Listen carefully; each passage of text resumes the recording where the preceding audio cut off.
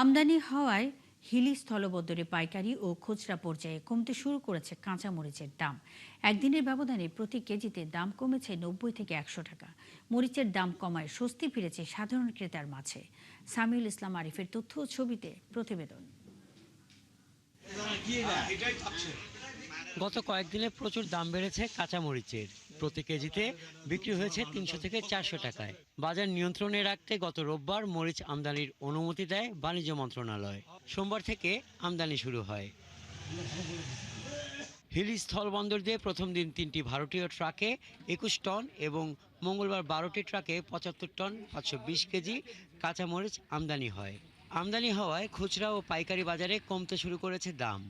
একদিনের ব্যবধানে প্রতি কেজিতে দাম কমেছে ৯০ থেকে ১০০ টাকা পর্যন্ত। সরবরাহ বাড়তে থাকলে দাম আরও কমবে বলছেন বিক্রেতা।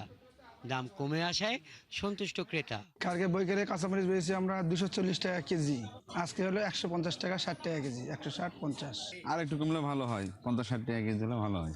ভারতীয় কাঁচামরিচের আমদানি অব্যাহত থাকলে আগামী কয়েকদিনের মধ্যে দাম আরও কমবে বলছেন আমদানিকারক। মাল ঢোকার পরে অলরেডি কাঁচামরিচের দাম আজকের বাজার ১৩০ থেকে ৫০ টাকার মধ্যে প্রকার হতে বেচা কিনা হচ্ছে এবং আমদানি আরও পাইপলাইনে আছে, আরও মাল আসবে, আসলে বাজার আরও কমে যাবে।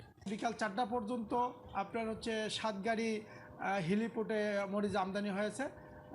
আরও হয়তো হওয়ার সম্ভাবনা আছে যদি সময় আছে। যদি এরকম অব্যাহত থাকে তাহলে মরিচের দাম আরও কমে যাবে, আপনার ১৫০ থেকে ২০০-র মধ্যে পার কেজি চলে আসবে। হিলি স্থলবন্দর কর্তৃপক্ষের তথ্য মতে এ পর্যন্ত বন্দরের ৮৬ জন ব্যবসায়ী ৩৮,৯১০ মেট্রিক টন কাঁচামরিচ আমদানির অনুমতি পেয়েছেন। হাসান আহমেদ, ৭১।